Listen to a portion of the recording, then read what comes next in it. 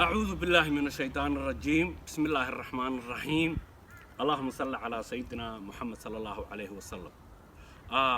ما أنت والحي طبنكي بشي أكتوبر سنة 2020 ومالن جمعة بهم وينه waxaan inooga baryahayaa inuu inaga badbaadiyo dhammaan xumaan oo dhan iyo sharka shayaadul jinni iyo shayaadul insi oo soo noqod fara badan leh ducada kadib aamin aamin waxaan halkan ka salaamayaa dhammaan Soomaalida ogaadeenaya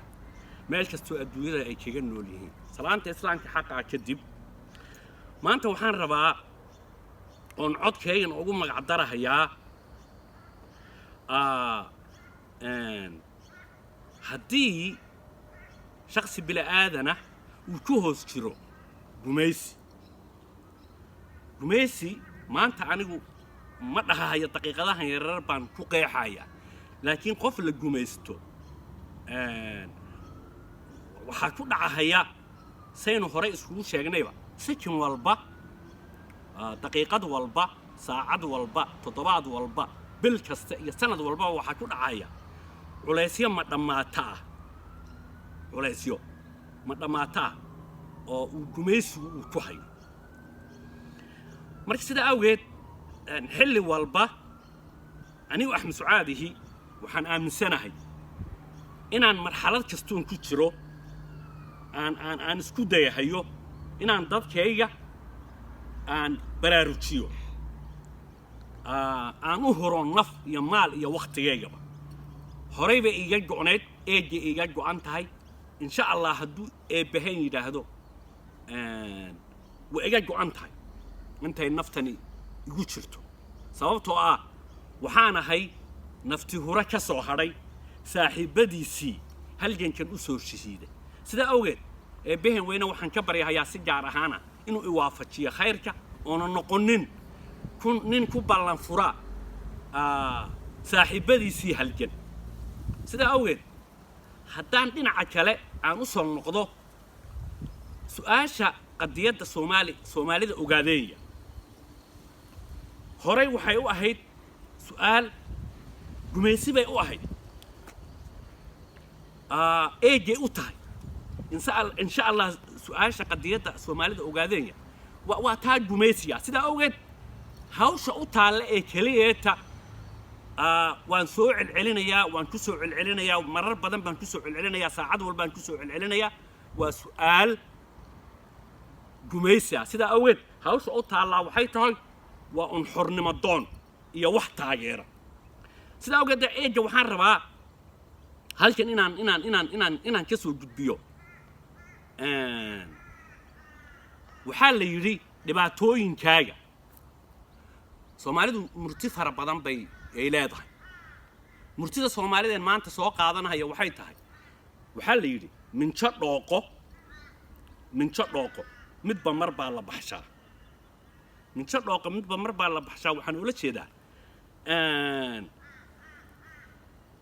gumaysaha madow ee Ethiopia ee maanta ugu dambeeya noocan EBB damaacigiisu problemadiisi ayuu maalin walbaba talaabo soo qaadaya sida awgeed waxa inala gudboon dhammaan Soomaalideena oo dhan Soomaali weyn meel kasta oo joogto Soomaalida ogaadeeya jabhadda wadaniga xoreynta ogaadeeya in ay u diyaar garowdo oo ay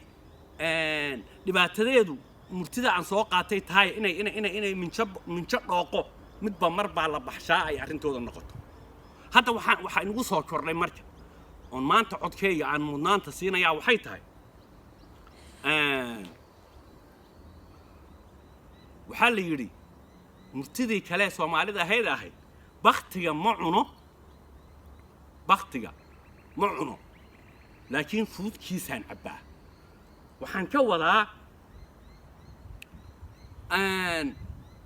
جميسي مدو إثيوبيا أو كجميستا أو ما أنت السجي فرفرتي أو مين محاود بيجي اللي يدي حد التكريجي أي مرة يعني أنا اسمع مولاد أديكوا الصومالي أوجادين أنا هل كاي جفد ودني وحرنت أوجادين أي صدني اللي حسنا أي كسو ترتي يا سيودعي كرتا مركا إني لا اسكوكين كانوا ميديو وجميسي وجعنت كوهيو وحنساء ولا هي ان صحافه ما انت عصري dhinac waxa laga tusanayaa in wadanku uu sameeyay horumarin xagga ma aragtay saxaafada dhinaca kale waxa beesha caalamka Ethiopia tusaysa international global policy waxa tusaysa inay xabsigii ahaa jeel ogaadeen inay xidhay marka jeel ogaadeen markay xidhay hay-adihii caalamiga ahaana ay gudihii Ethiopia soo galeen sida Amnesty International ICRC safaaradihii caalamku ay dib ay dhaqaaqoodii hawlgaladooda u furteen waxay tusinayaan marka in loo furay Soomaalidu waxayna hadda ka hor lahaan jirin sida awgeed saxaafadahan la leeyahay waa nabad ee loogu magac darahay nabadda dooda la isugu keenayo xubno anu waxaan qabaaba halganku jabhadda wadaniga xoreynta ogaadeen waa jabhadda wadaniga xoreynta ogaadeen waa xornimo doon su'aasha qadiyada Soomaalida ogaadeen waa mid gumaysi ah anoo fikirka qabo saaxiibaday halganka haddaan u tixgeliyo inay ka war doonaan su'aasha ah in halgan qalin ah lagu keenayo aan u tixgeliyo ajendayaashii hore u soo shaqeeyay ajendihii koobaad labaad saddexaad iyo kan eeg oo ajendihii afraad ah ay jabhadu ahaysato lagana shaqeeyay inay tahay midnimo laga shaqeeyay ay tahay waxaa makhraatimo doonta ah in gumaysigu doodii maalinkii dhaweeta la furay in uu muujiyay nin cadowtinimadiisii iyo ciil u qabay sida awgeed waxaan dhihi karaa doodii maalinkii dhaweeto xaq looma lahayn in lala doodo nin ku magacaabahaya jabhadda wadaniga xoreynta ogaadeen ayaa waxay soo samaysay تعديو هرتينا كشيغايا ماشي ايدا نينكاسي إن تسينهاي oo soo bandhigay heerka aynu marayno saxaafadana waxaan dhihi karaa istiraatiijiyadii iyo dantii ay lahayd inay fushatay sida awgeed waxa oona la futaala aragti dheerida markii la soo qaadanayo ajendaha aragtida dheer in ay u soo bandhigto dhibaatooyinka ma dhamaatada ee Soomaalida ogaadeen lagu soo hay ka eeja lagu hayo ka EBB ay damaceedu tahay inay ku sii hayso inay laashay qodobkii 39aad in khayraadkii iyo shidaalkii maanta aad aragtaan jeexdin meesha